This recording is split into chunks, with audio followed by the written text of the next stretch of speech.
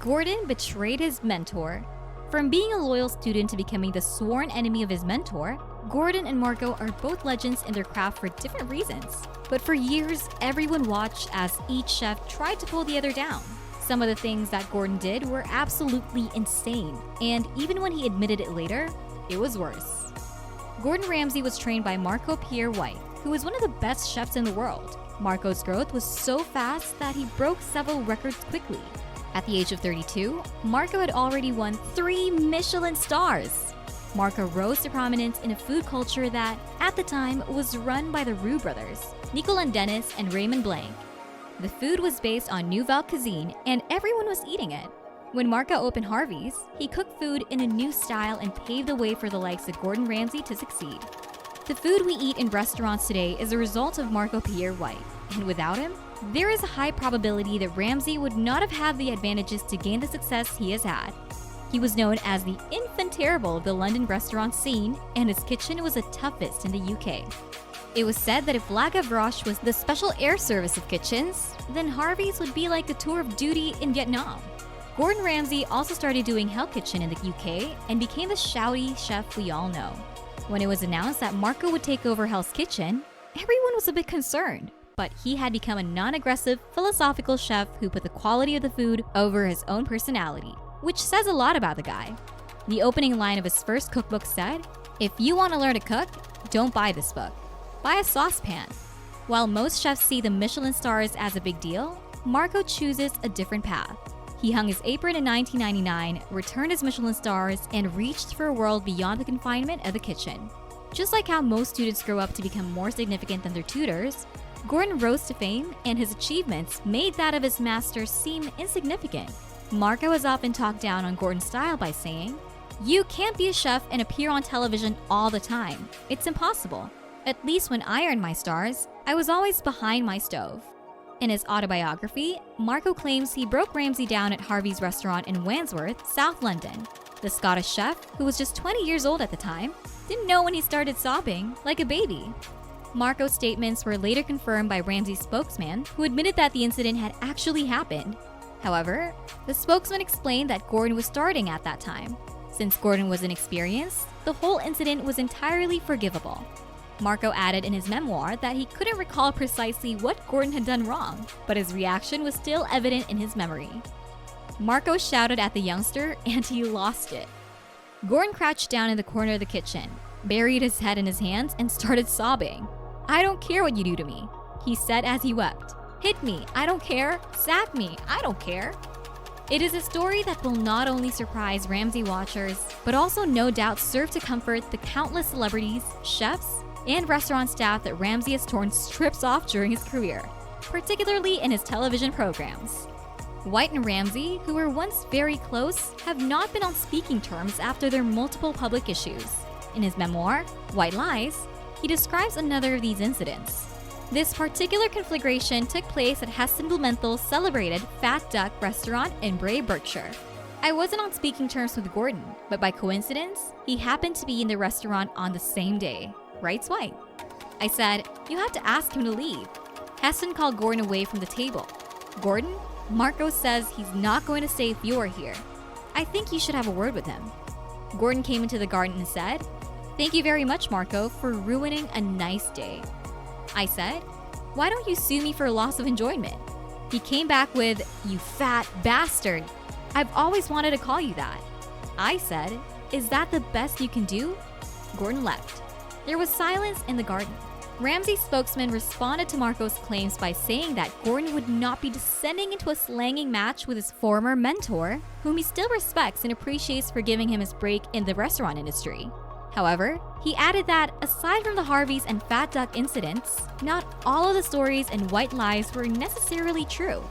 Not too long after this incident, Gordon was featured in an interview where he described Marco as a poor restaurateur. Still, in 2006, Ramsay appeared at Marco's wedding with a camera crew and filmed it from the bushes. Later, he showed a clip of Marco's wedding on his show, where he winked at the camera. According to Marco, this was the straw that broke the camel's back. Marco said if he had asked him if he could film his wedding to help his career, he would have allowed him to.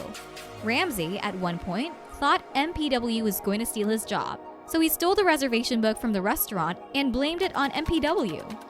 For almost a decade, the mysterious theft of a reservation book from the top London restaurant where Gordon Ramsay made his name has baffled the culinary world.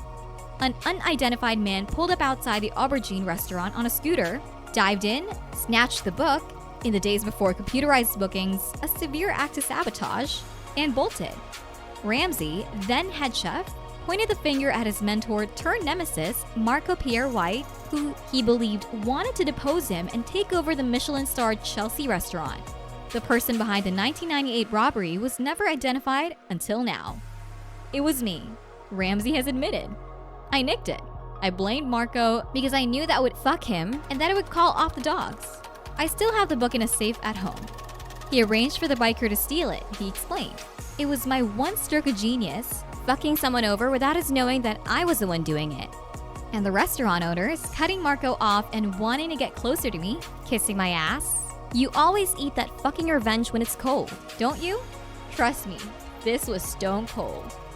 Keep in mind that in those pre-computer days, the reservations book was a big deal. You literally could not operate without that book. Marco already had a record that preceded him in the culinary world. Marco regularly ejected patrons from his eatery if he objected to their comments. One time, a man asked for chips with his lunch. Marco personally peeled and cut the potatoes himself and then charged the man 25 pounds for them. He could be unpredictable in his behavior. In 2006, he admitted that he used to go effing insane. So most of Ramsay's actions had little or no effect on him. Fast forward to the year 2021, the two iconic chefs finally decided to bury the hatchet after a 30-year feud. They were now going to work together on the Kitchen Nightmares star's new reality series, Next Level Chef. This does not imply that Marco has turned into a saint in the eyes of Gordon. The protégé reached out to his master during the COVID lockdown and apologized. Marco, on his part, still saw Gordon as his young student, even though the age difference between them was just 5 years. Gordon complained bitterly that Marco kept referring to him during their conversation as a boy. Gordon had to remind Marco that he was no longer a trainee chef, but a renowned chef. Meanwhile, Gordon has since confirmed that they are now in good terms. Gordon spoke about Marco with so much respect and mentioned how he sees Marco as a guiding light. Gordon also talked about Marco's respect for his mother, and this made him to respect Marco even more. In an episode of the High Performance podcast, Gordon talked about how White helped him see his potential and trusted him to run the kitchen, even though he was still young. I stood alongside Marco Pierre White for 2 years, side by side, 16 hours a day, relentless because I was in that pursuit of perfection, and this guy put food on a plate like Picasso. I wanted to get that level of discipline. Gordon responded when he was asked how he realized he could reach White's level. Gordon spoke about a particular time when Marco had gone up north with some food critic and had to spend the weekend there. After the holidays, Marco could not make it back on time, which automatically meant that Gordon had to be in charge. Marco called Gordon every 2 minutes to explain in detail what he had to do. But Gordon already knew these things, and it was an opportunity for him to put them into good use. At this time, Gordon was just 22 years old. Although he didn't fully understand the pressure he was under, he noticed empty plates coming back from the restaurant. This made Gordon realize he had succeeded in a 2 Michelin star restaurant. This realization was a bright moment for young Gordon, who had already faced a lot.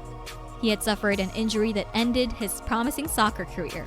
Additionally, his father, who had addiction problems, was often absent and didn't contribute much to the family. Despite his struggles and being looked down upon for his family's poverty, Marco brought so much hope to young Gordon and helped him to believe in himself. During the podcast, they talked about the people who had the most significant influence on Gordon and his career. Gordon revealed that Marco was the first chef he ever met, which inspired him greatly. During those days, Gordon saw it as an enormous privilege to stand close to someone like Marco. Gordon also shared how much it meant to him that the techniques he never thought he'd master started making sense the more time he spent in Marco Pierre White's kitchen. He believes he wouldn't have created his most successful TV shows without this learning experience. The conflicts between the two men have helped to produce better chefs, and this is something that Gordon is grateful for. MPW was a genius in his day. He went the entire loop, got his stars, and then went more traditional British. His journey into pub territory was very field and game led. Now, He's doing steakhouses and Italian restaurants. Gordon learned his craft with MPW and others. His techniques might be more contemporary. He's also getting into a thing with his various street name sites and Hell's Kitchen restaurants. But he still has his various fine dining restaurants in the group. They both have some serious talent. Gordon is more interested in modern techniques and the evolving cuisines of the world. MPW knows this stuff too, but he is very grounded in British food. When someone earns a lot of money, they go to what they love. And Marco has gone back to a very high standard of British cooking. His knowledge of ingredients is pretty amazing. It does feel good to know that the protege and his mentor have reconciled.